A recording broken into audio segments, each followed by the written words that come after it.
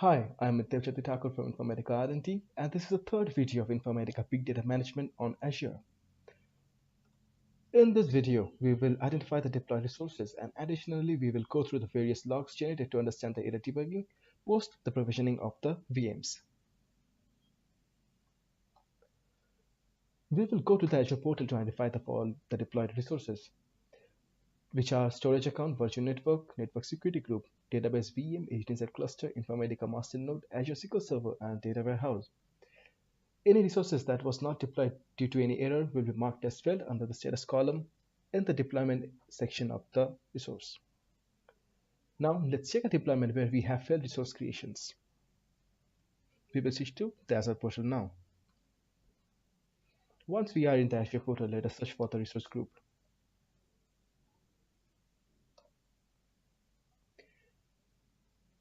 Here under the deployment section, I can see that 3 of my resources have failed and there are 4 resources that are in succeeded state.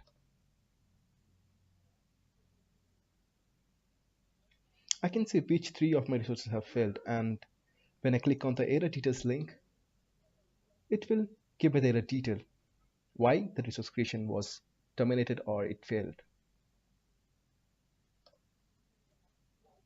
Now we will go to a resource group where all the resources are deployed successfully.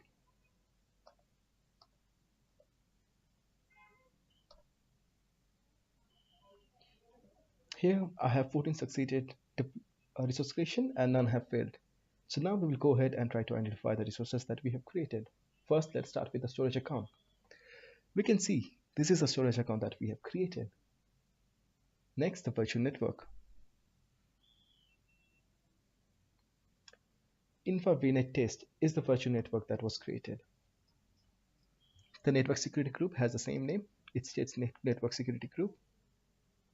Now next, go ahead and let's search for the database VM. So this is DBVM, is a VM that is running the SQL Server database. Next, we'll go ahead and search for our HDNSide cluster. And HDA WASB cluster is the HDNSide cluster that was provisioned. We can scroll down and next we can come to the virtual machine, VM1, that is running the Informatica master node. And we have also deployed 2 additional optional resources, which is Azure SQL Server and SQL Data Warehouse. VTest SQL Server and DW Tester are the 2 resources that were optionally created with our deployment. Let us go back to the slide and see what we have next. Next, we will check the various logs and where we can find those logs after the resource has been provisioned, that is the VM has been provisioned. I will take a brief pause and resume after logging into the VM. We will log into the Informatica master node VM using SSH and check the logs. All these logs are generated after the VM has been provisioned. Now I have logged into the VM and we will check 3 logs. First, we'll start with the domain installation log. We will use VI editor to check the log and it is located under user home Informatica server folder. Let us quickly try to open that log and see what we can get.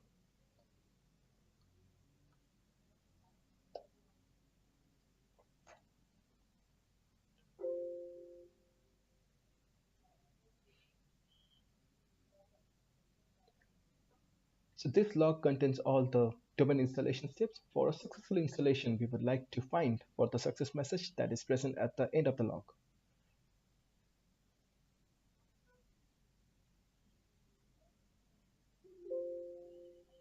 Oh, here I can see that the installation was successful. In case there is a failure, you can check the command that failed in the same log.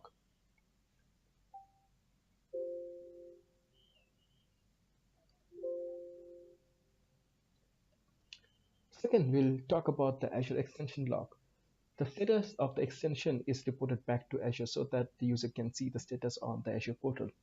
All the execution output and error of the scripts are logged into the download directory of the scripts, which we can find under var lib wagent extension name and version, download, and the sequence.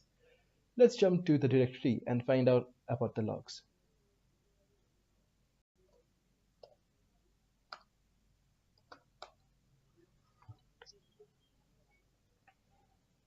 We have the extension script and we have the error out and std out files here.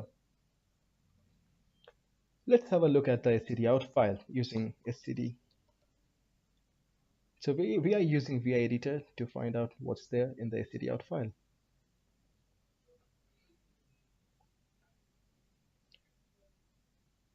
So the operation that has been performed in the VM via the extension script is all logged here.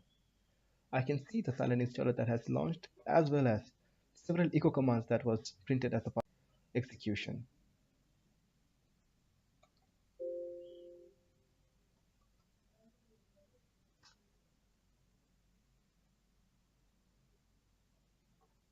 So you can check the std out and the error out files for debugging any further errors.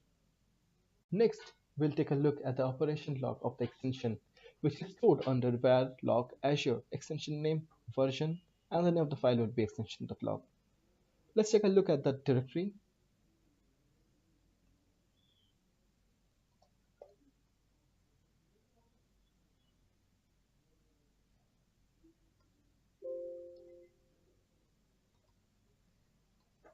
So I can see the extension log that is there. If I use the VI editor to check the contents of the log, I can see that there is a lot of chat that has been flushed to this extension log. So all of these about the operation that is it has performed. It will also print the error as well as the output of whatever the operation might have done.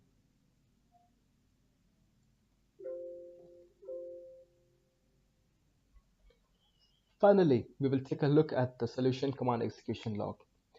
This log is present under the home user directory. We can look at the file with the name one-click solution results log. We can check the log to know the status of the command execution. I will open the one-click solution result log in VI editor now. Here we can scroll down to check for any failures. For successful command execution, we can see the log prints the success message. In case there is any failure, we will get a more detailed message including the reason of the failure as the command output. In this log, every execution is divided into sections. We can see the task related to the cluster configuration object in this section.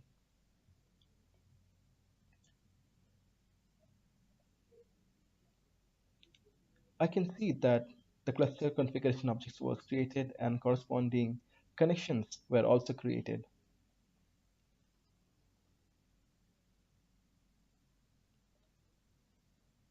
Every execution is divided into the sections. Similarly, we can see the status of the table creation in data warehouse, which is in this section. We can scroll further down and we can also see the setting of data into the databases, which is captured in this above section.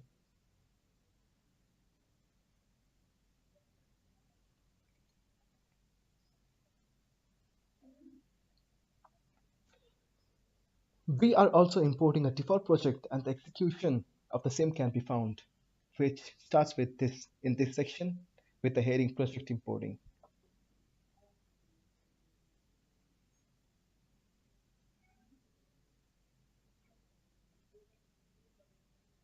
We can see that project importing was done successfully without any error. At the last, we are updating the DIS to reflect all the changes made. In case anything goes wrong, we can definitely check and fix as required, and all the failures will be logged as required. Now we will switch back to the slide and see what we have covered so far. In this video, we have checked the deployed resources and we have seen how to find failures at the resource creation level. And post the VM resource creation, which are logs to check and point out to failures at various levels. In the next video, we are going to set up the client machine to be able to communicate with the domain, and we will use the ready-to-go script to perform a final configuration and execute a sample mapping.